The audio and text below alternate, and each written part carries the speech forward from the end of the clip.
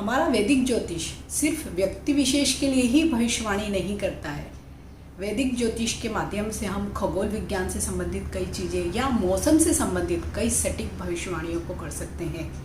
हर साल एक ऐसी ही खगोलीय घटना होती है जो इन जनरल 24, 25, 26 या कभी कभी 27 मई तक होती है और जो जून तक चलती है और जिसे आम लगभग सभी लोग जानते हैं। इवन गांव देहात के लोग तो इसके बारे में और भी ज़्यादा जानते हैं और वो होता है नौतपा, क्या 9 दिन का एक बहुत ही गर्मी का जो सबसे ज़्यादा जिस टाइम में एक्सट्रीम गर्मी होती है उसके बारे में जानते हैं लोग। और उसी के आधार पर आगामी जो भी बरसात का जो सीजन होगा वो किस तरह का होगा उसके बारे में शायद सदियों से ये बरसात की जो भी भविष्यवाणियाँ होती इस नौतपा के माध्यम से जरूर की जाती है और स्पेशली गांवों में देहातों में बहुत ही सटीक भविष्यवाणियाँ इसके माध्यम से की जाती है।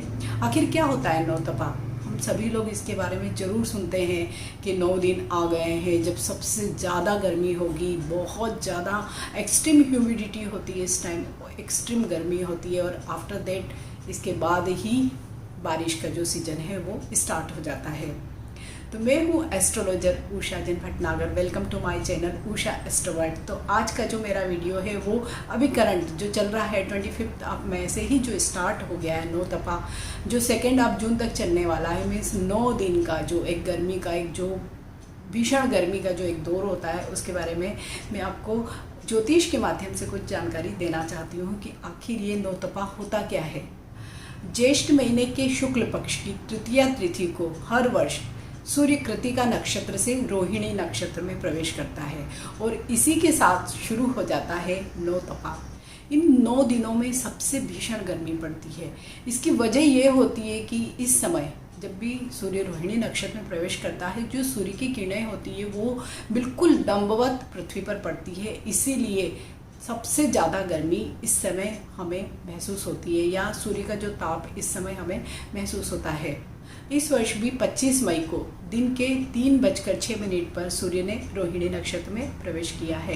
क्योंकि इस समय सूर्य पृथ्वी के सबसे नज़दीक रहता है इसलिए जो भी सूर्य की गर्मी है हम सब पृथ्वीवासियों को बहुत ज़्यादा महसूस होती है। यूँ तो सूर्य रोहिणी नक्षत्र में 15 दिन तक रहता है, लेकिन जो शुरुआत के जो 9 दिन होते हैं जब डिग्री ज़्यादा होती है इसलिए सबसे ज़्यादा जो लंबवत किरणें पृथ्वी पर पड़ती है सूर्य की, इसकी वजह से गर्मी महसूस होती है। उसके बाद धीरे धीरे बरसात का मौसम और ये सारी चीज़ें स्टार्ट हो जाती है। आंधी तूफान, बारिश, कई क्षेत्रों में अलग अलग तरह की प्राकृतिक स्थितियाँ निर्मित होती है। सूर्य के वृषभ राशि में 10 से लेकर 23 डिग्री तक का जो भी काल होता है वो नौतपा कहलाता है। ऐसे भी 23 डिग्री के बाद जब आगे डिग्री बढ़ जाती है तो जो नौतपा की जो गर्मी होती है वो इतनी भीषण नहीं होती है। तो जो भी कोई स्टार अपना जो सबसे अच्छा परफॉर्मेंस जिसे हम कह सकते हैं वो अपने 10 to 20 या 10 to 23, 24 डिग्री तक ही दिखाता है। तो सूर्य भी इसी दौरान पृथ्वी के क्योंकि सबसे नज़दीक होता है और उसकी लंबवत किरणें हमारे पृथ्वी पर पड़ती है, इसलिए ये नौतपा के दिन होते हैं।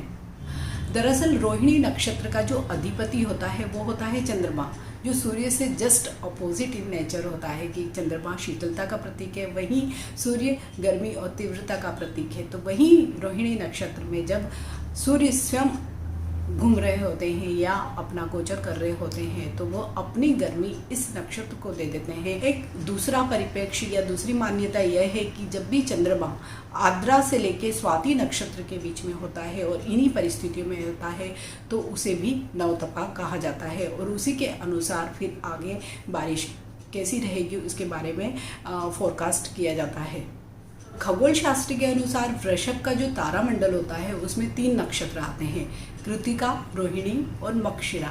लेकिन रोहिणी को सबसे अधिक नज़दीक माना जाता है सूर्य के, इसीलिए इस जब भी रोहिणी के आसपास जब सूर्य जाता है गुजरता है तो उन्हीं दिनों को हम नौतपा कहते हैं और उन्हीं दिनों में सूर्य की तेज प्रचंड गर्मी का हमें एहसास होता है। लेकिन इस वर्ष 30 मई को जब सूर्य रोहिणी नक्षत्र में घूम रहा होगा और नौतपा का दिन चल रहे होंगे, उसी समय 30 मई को शुक्र भी अस्त हो जाएंगे। तो नौतपा का थोड़ा सा जो भी प्रभाव होता है वो थोड़ा सा हमें इस वर्ष कम दिखाई देगा, क्योंकि शुक्र सूर्य के साथ है लेकिन अस्त हो रहे हैं। रोहिणी नक्षत्र का स्वामी चंद्रमा है, साथ में शुक्र जो वृषभ राशि का स्वामी है और साथ में है सूर्य। तो जब शुक्र ही अस्त हो जाएगा, राशि स्वामी ही अस्त हो जाएगा, तो जो सूर्य की गर्मी है उसकी जो भी तीव्रता का एहसास इस वर्ष अवश्य ही हमें 30 मई के बाद कम दिखाई देगा। कई क्षेत्रों में जैसे कि बूंदाबांदी हो जाएगी या कुछ आंधी तूफान जैसी संभावनाएं भी इस वर्ष नौतपा में जरूर होगी, क्योंकि शुक्र बीच में ही अस्त हो रहा है। इस वर्ष नल नाम के जो संवत्सर के राजा शनि है और जो संधि है वो है रोहिणी।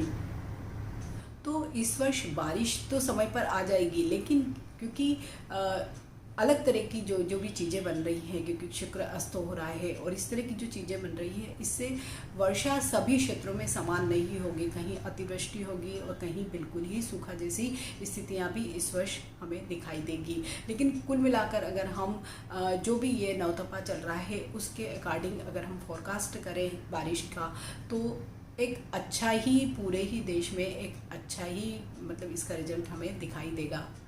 तो आई होप आप भी जब भी अब नौतपा के बारे में सुनते होंगे तो आपको मालूम पड़ेगा कि आखिर ये नौतपा 9 दिन क्या होते हैं और क्यों इसको बहुत ज़्यादा इम्पोर्टेंस दी जाती है और क्यों हम ज्योतिष के माध्यम से भी मौसम के बारे में इतना सटीक अनुमान लगा सकते हैं कि कब कौन सा ग्रह आएगा, कौन सा नक्षत्र आएगा और किस तरह से बारिश होगी, किस तरह का सीजन होगा, किस तरह की गर्मी पड़ेगी। ये सारी चीज़ें भी हम ज्योतिष के माध्यम से बहुत ही सटीक भविष्यवाणियाँ कर सकते हैं। आई होप मेरा ये वीडियो आपको अच्छा लगा होगा। अगर आपको मेरे वीडियोस अच्छे लग रहे हैं तो आप मेरा चैनल उषा एस्ट्रो वर्ल्ड जरूर सब्सक्राइब करें। अगर वीडियो अच्छे लगते हैं तो उन्हें शेयर करिए, लाइक करिए। Thank you for watching. Bye.